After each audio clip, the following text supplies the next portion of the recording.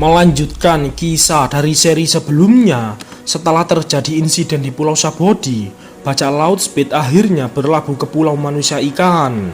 Perjalanan menuju dunia baru lalu melampaui Raja Bajak Laut. Sepertinya itu semua bukan lagi sebuah mimpi. Dunia baru merupakan tempat di mana para bajak laut kuat berkumpul. Tempat di mana target utama Ace berada, sosok kaisar paling berpengaruh di lautan. Namanya membawa malapetaka yang kita semua kenal dengan julukan manusia terkuat. Seseorang yang memiliki pasukan serta aliansi yang sangat banyak di lautan membuat dunia tahu bahwa ini adalah era Shirohige. Setibanya di Pulau Manusia Ikan, bajak laut Speed kemudian bersenang-senang di sebuah bar sambil didampingi para putri duyung yang cantik dan seksi. Di tengah kesenangan itu, tiba-tiba muncul sekelompok manusia ikan yang mencari gara-gara. Terjadi sedikit cekcok dan ketegangan antara kedua belah pihak, hingga pada akhirnya Ace dengan haki rajanya menumbangkan mereka dalam sekejap. Setelah beberapa hari berada di Pulau Manusia Ikan, akhirnya bajak laut Speed sampai di lautan dunia baru. Di bawah kepemimpinan Ace, bajak laut Speed langsung melakukan banyak aksi di lautan yang membuat nama bajak laut Speed semakin dikenal oleh dunia. Hal itu juga diimbangi dengan naiknya nilai bounty mereka semua. Masih seperti sebelumnya, seluruh media memberitakan tentang sepak terjang bajak laut Speed, mulai dari menolak tawaran Shichibukai dan masih banyak lagi, hingga pada akhirnya kabar itu sampai ke telinga sang manusia terkuat Shirohige. Shirohige tidak menyangka bahwa pemerintah dunia sampai melakukan hal seperti itu. Mereka terlalu takut jika bajak laut Speed akan menjadi sebuah ancaman. Menurut Shirohige, Ace masih terlalu muda untuk semua ini. Apakah pemerintah dunia tidak terlalu terburu-buru? Laksamana tinggi angkatan laut pemerintah dunia Sengoku tidak menganggap remeh masalah ini. Dia terus-menerus mencari identitas Ace sebenarnya dengan menyuruh para agen terbaiknya menyelidiki hal itu. Dalam karirnya, Sengoku telah menangani para penyandang gelar di sebelumnya, mulai dari Roger, Shebek, Dragon, dan sekarang Porgas di Ace. Mereka semua adalah orang-orang yang gila. Mereka mempunyai takdir yang unik dan juga mereka adalah musuh para dewa. Oke, lanjut. Dengan kepercayaan diri yang sangat tinggi akan kekuatannya, di tengah badai salju yang sangat kencang, Ace memutuskan untuk mengincar salah satu kaisar lautan yang dunia kenal dengan sebutan Akagami no Sang. Sontak hal itu membuat seluruh krunya terkejut. Ace terlalu memaksakan diri. Mereka baru saja mengalahkan banyak musuh. Setidaknya kita harus istirahat dulu. Apalagi yang kita hadapi adalah seorang kaisar lautan, ucap Deus. Namun alasan sebenarnya Ace datang menemui Akagami bukan untuk bertarung, melainkan untuk mengucapkan terima kasih padanya karena telah menyelamatkan hidup Luffy. Sesampainya di sana, Ace mengutarakan tujuannya. Meskipun terjadi sedikit cekcok dan ketegangan, akhirnya kedua bajak laut itu mengadakan sebuah pesta. Ace menceritakan semuanya. Sang sangat terkejut mendengar bahwa Ace adalah kakak dari Luffy. Ace juga mengungkapkan tujuannya, yaitu mengalahkan Shirohige lalu menjadi raja bajak laut. Singkat cerita, bajak laut Speed terus berlayar menyusuri lautan dunia baru, mengalahkan musuh-musuh yang kuat dan sering melakukan pesta, serta masih banyak lagi. Mereka singgah di banyak pulau. Mereka menemukan hal-hal baru yang belum pernah mereka jumpai. Itu merupakan sesuatu yang menyenangkan. Di lautan yang luas ini membuat sudut pandang Es berubah. Dia tidak pernah menyangka bahwa semua hal bisa terjadi. Hingga pada akhirnya bajak laut Speed tiba di sebuah pulau yang memiliki perairan tidak wajar dan sangat amat menggila, sehingga membuat kapal mereka hancur yang membuat Es dan seluruh krunya terdampar. Ketika tersadar, alangkah terkejutnya Es beserta krunya mendapati tubuh mereka sudah terikat. Seluruh persediaan makanan mereka telah dicuri oleh para penduduk pulau. Es yang melihat hal itu bukannya marah, ia malah tersenyum. Hingga pada akhirnya para warga dikejutkan dengan terlepasnya Es dari ikatan dengan mudahnya. Para warga merasa ketakutan dan panik. Akan tetapi Es sama sekali tidak marah akan hal itu. Ia malah menyuruh para warga yang kelaparan untuk menghabiskan makanannya. Pulau itu merupakan negeri di mana para samurai berada, yang kita semua kenal dengan sebutan Wano Kuni. Takdir telah membawa mereka sampai ke pulau itu. Bajak laut Speed pun memutuskan untuk tinggal beberapa minggu di sana. Akibat kebaikan Es sebelumnya, membuat Es diterima dengan ramah lembut oleh para penduduk. Di sana, ia melihat para penduduk yang sangat kelaparan, bahkan sampai ada yang meninggal. Hal itu membuat hati Es tersentuh dan akhirnya memutuskan untuk mencari makanan untuk dirinya serta warga setempat.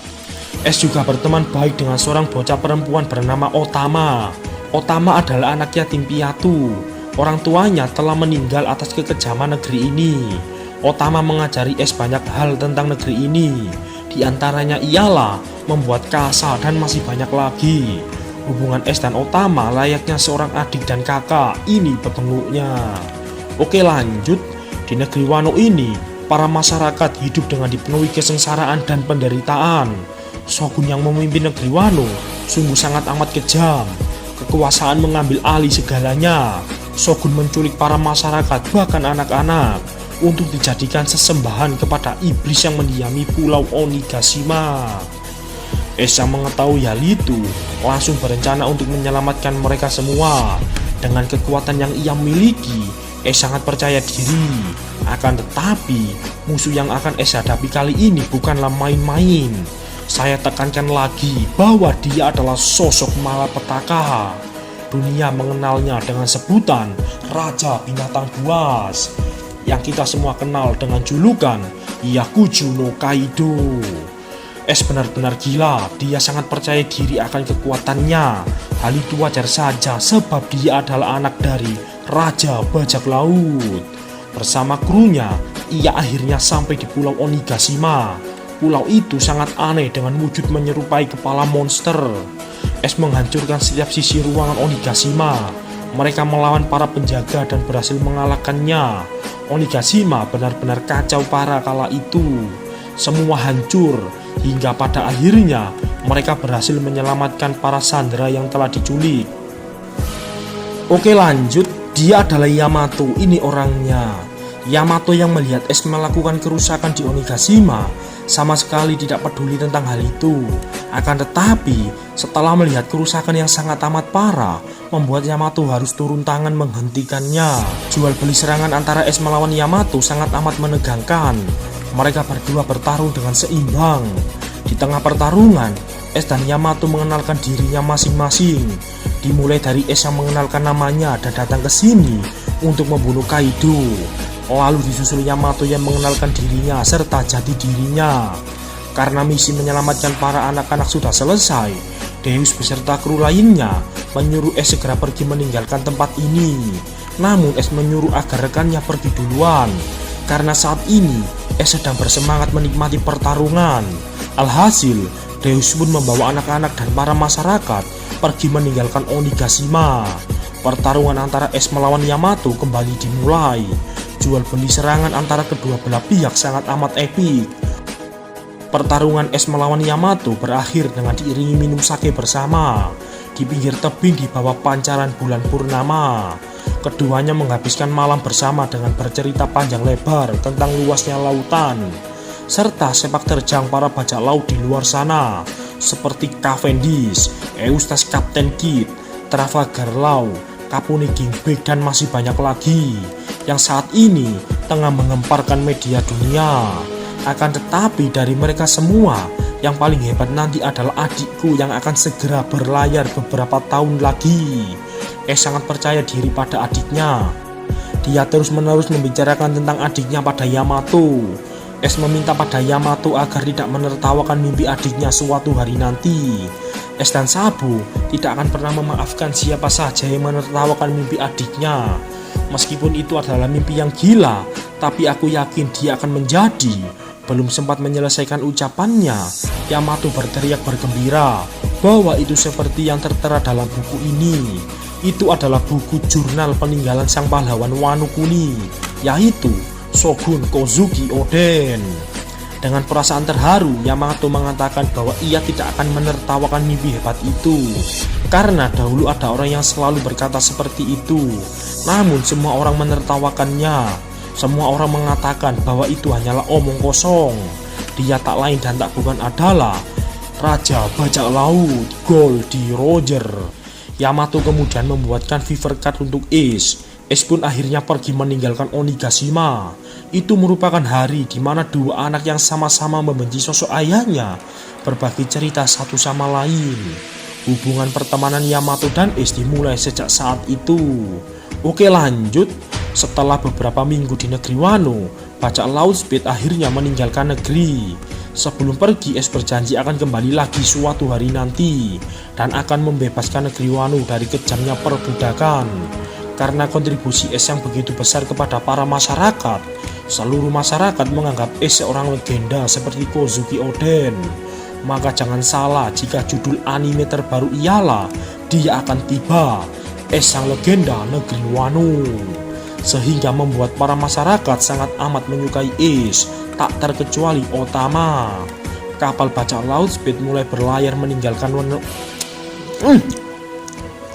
Kapal Bajak Laut Speed mulai berlayar meninggalkan Wano. Sejak saat itu, Otama terus menunggu kembalinya Ace. Dia percaya bahwa Ace pasti akan kembali dan menyelamatkan mereka dari kekejaman negeri ini.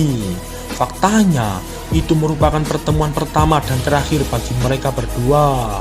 Singkat cerita, setelah sekian lama berlayar, akhirnya Ace sampai di pulau pemasok makanan kawasan Shirohige.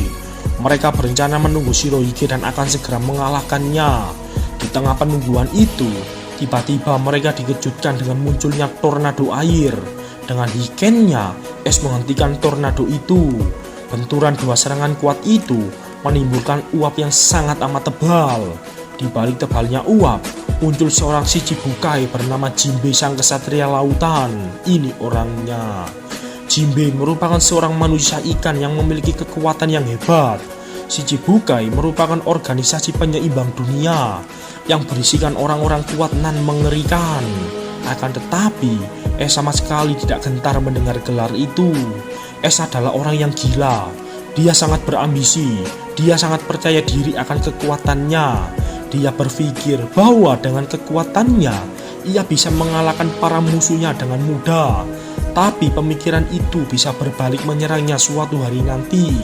Dia masih terlalu muda untuk itu semua. Jinbe memang bukan anggota Shirohige. Akan tetapi, ia memiliki hutang budi pada Shirohige yang membuatnya sangat amat menghormatinya.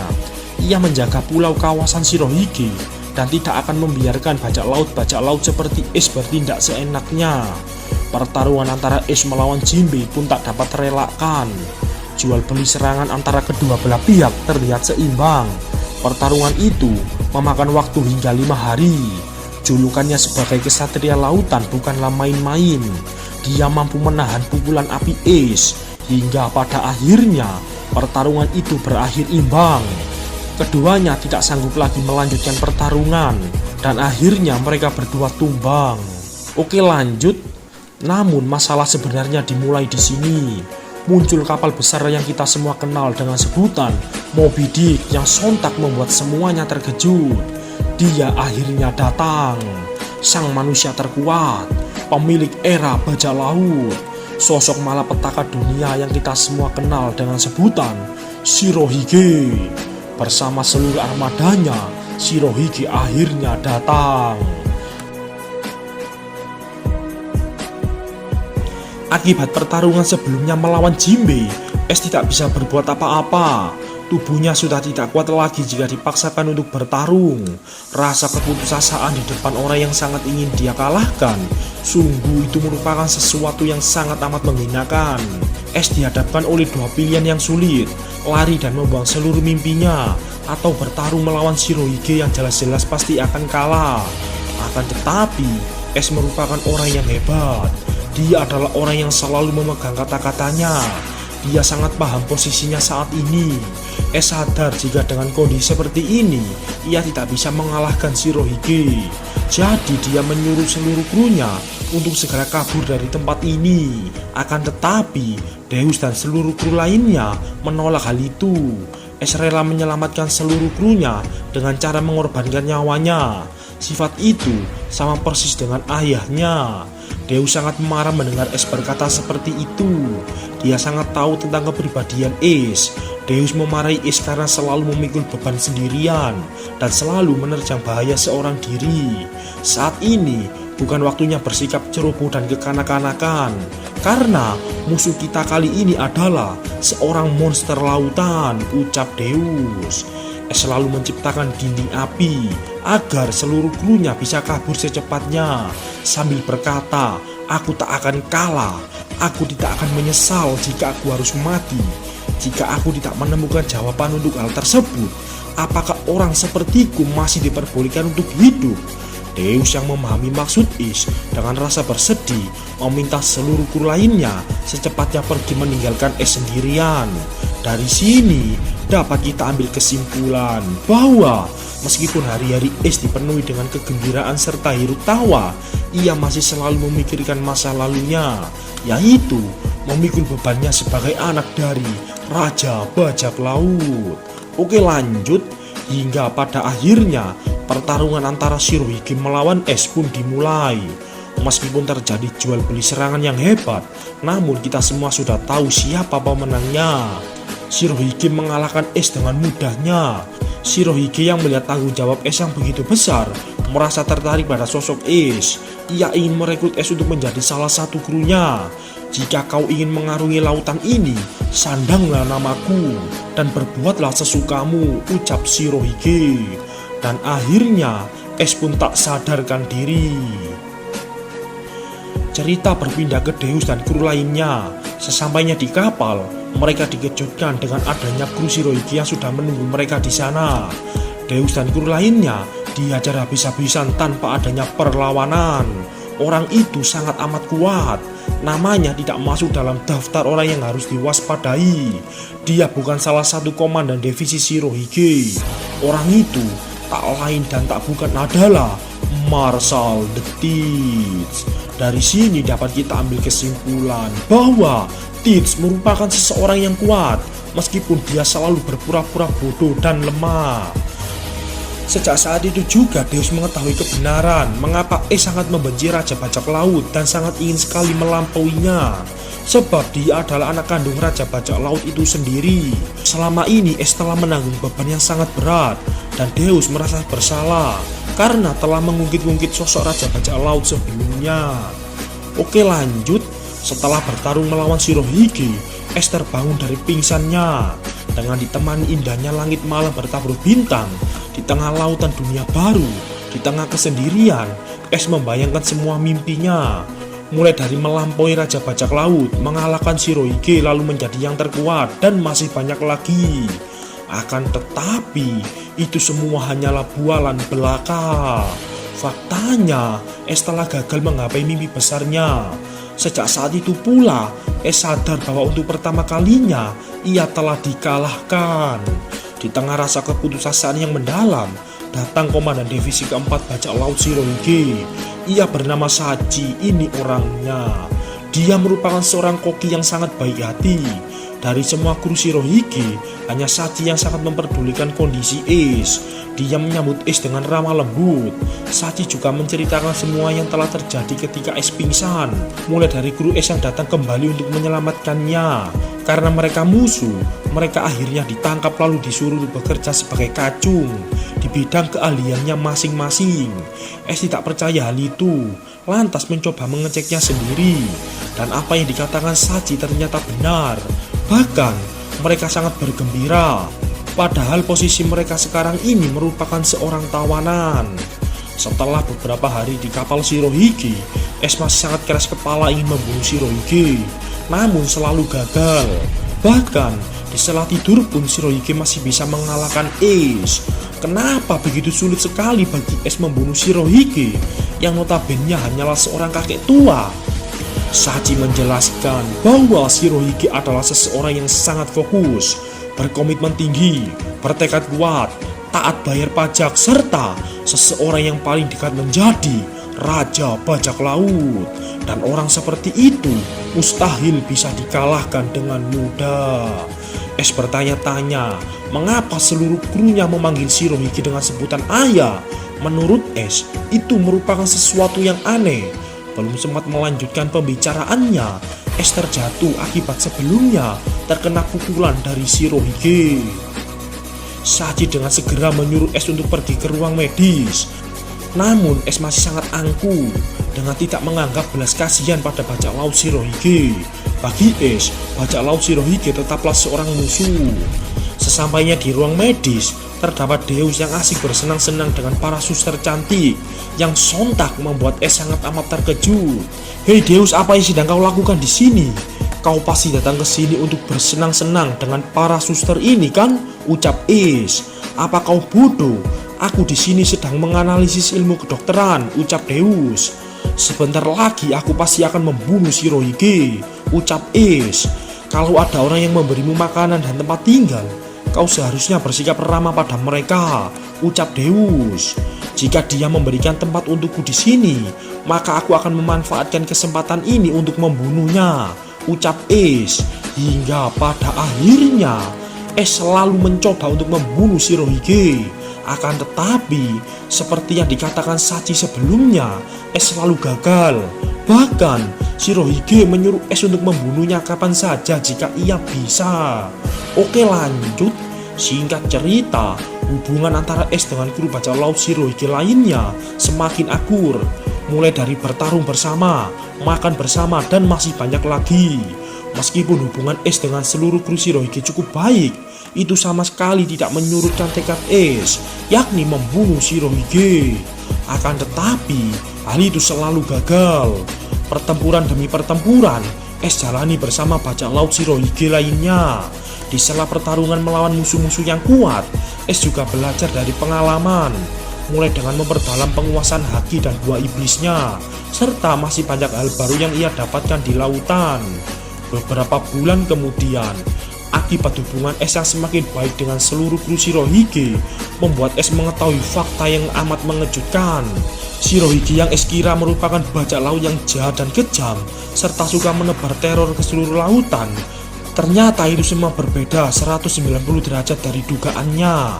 Selama berkarir di dunia perbajak lautan, Shirohige selalu menyisihkan hasil kotor dari bisnis-bisnisnya untuk didedikasikan ke kampung halamannya.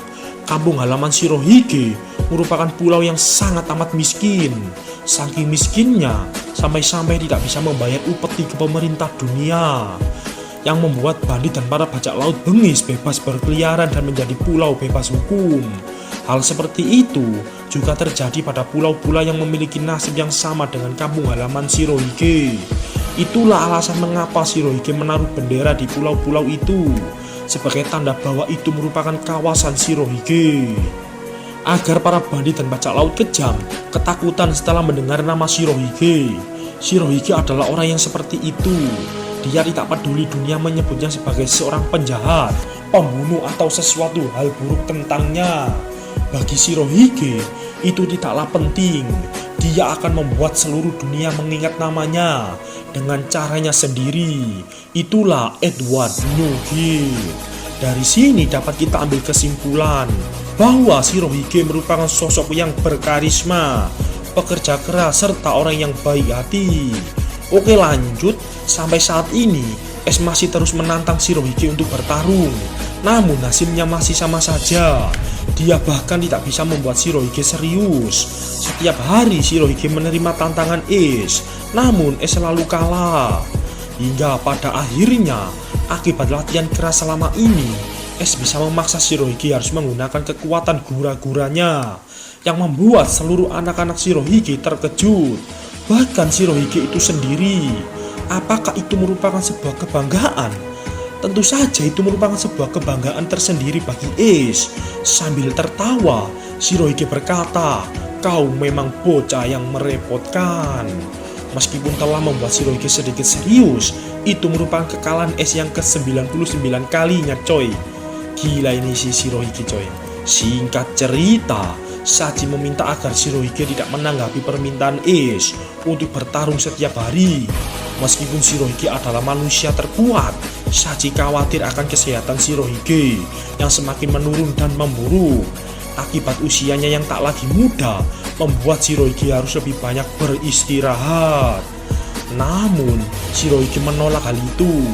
Ia tidak peduli mau 100 kali atau bahkan 1000 kali Ace menantangnya bertarung, ia akan selalu menerima tantangan itu. Jika Shirohige menolak tantangan Ace, anak nekat dan bodoh seperti Ace pasti akan tewas karena kebodohannya. Oleh sebab itu, Shirohige tidak akan membiarkan hal seperti itu terjadi. Secara tidak langsung, Shirohige telah mengasah mental Ace untuk menjadi lebih dewasa. Dari sini, dapat kita ambil kesimpulan bahwa Shirohige adalah orang yang sangat peduli akan keluarganya. Ia bahkan selalu berbuat baik dengan caranya sendiri. Oke lanjut, tanpa diduga, pembicaraan itu didengar oleh Ace yang sontak membuat Ace sangat amat terkejut. Ia tidak pernah menyangka bahwa Shirohige sangat amat peduli tentang dirinya. Ace tidak pernah menyangka bahwa Shirohige yang merupakan seseorang yang sangat ingin ia kalahkan, ternyata orang yang sangat baik padanya. Sejak saat itu Ace mulai berubah sedikit demi sedikit. Perasaan buruk serta keras kepala yang ada dalam dirinya tentang darah iblis seakan kikis ibarat dihantam ombak yang terus-menerus mengalir. Semua beban itu seakan mulai menghilang. Hingga pada akhirnya, waktu yang ditunggu-tunggu telah tiba. Duel antara Ace melawan Shirohige untuk yang ke-100 kalinya. Waktu dan tempat telah ditentukan. Tak terasa, sudah 3 bulan Ace berada di kapal Shirohige. Ini adalah pertarungan penentuan bagi Ace. Berbeda dengan pertarungan sebelumnya, kali ini Ace sangat amat bersemangat. Singkat cerita, setelah duel yang ke-100 kalinya, membuat Ace menjadi sosok yang lebih baik. Shirohige bukan seperti yang ia pikirkan selama ini. Dia adalah orang yang sangat amat mengerti apa itu arti sebuah keluarga. Dia sangat menyayangi seluruh krunya, tak peduli ras atau sejenisnya. Bagi Shirohige, rasa kekeluargaan menjadi pondasi kuat berdirinya kebersamaan. Seluruh krunya memanggilnya ayah, yang menandakan bahwa ia merupakan sosok yang berkarisma. Dalam prinsip Shirohige, aturan adalah mutlak, komitmen adalah baku. Karena tanpa aturan, membuat manusia seperti hewan. Oke lanjut, hingga pada akhirnya Ace menjelaskan fakta sebenarnya. Mulai dari darah iblis, rival Raja Bajak Laut, dan masih banyak lagi. Namun, Shirohige sama sekali tidak terkejut. Itu semua hanyalah masalah kecil. Tak peduli kau anak siapa, kita semua adalah keluarga. Hal itu membuat Ace merasa lega, serta membuat rasa hormatnya kepada Shirohige semakin tinggi. Dia pun menato punggungnya dengan lambang Shirohige dan tidak akan membiarkan siapapun merendahkan nama Shirohige. Bocah keras kepala yang sangat ingin membunuh Shirohige kini berubah menjadi sosok yang sangat amat royal. Kisah perjalanan Ace bersama bajak laut Shirohige sungguh sangat amat mengejutkan. Bersama bajak laut Shirohige, Ace membuat banyak aksi di lautan, sehingga membuat bounty-nya melonjak tinggi sampai 500 juta berry. Itu adalah bounty tertinggi sebelum time skip yang pernah diperlihatkan. Ace adalah anak yang hebat. Dia anak yang jenius. Perkembangannya sangat amat cepat. Akibat reputasi apik yang ia berikan, membuat Ace diangkat menjadi komandan divisi kedua bajak laut Shirohige. Posisi yang sudah lama kosong ditinggalkan oleh Kozuki Oden. Seluruh rekannya sangat amat menghormatinya. Menjadi komandan divisi di usianya yang masih sangat amat muda, itu merupakan reputasi yang sangat baik. Ace bersama bajak laut Shirohige terus-menerus melakukan banyak aksi di lautan, menghajar para bajak laut bengis yang menjajah pulau miskin, dan masih banyak lagi. Oke lanjut, hingga pada suatu hari Es teringat janjinya untuk menyelamatkan negeri Wano dari kejamnya pemerintahan di sana, serta menyangkut sosok Kozuki Oden. Namun Shirohige sudah berkali-kali mengingatkan pada Ace agar tidak pergi ke sana.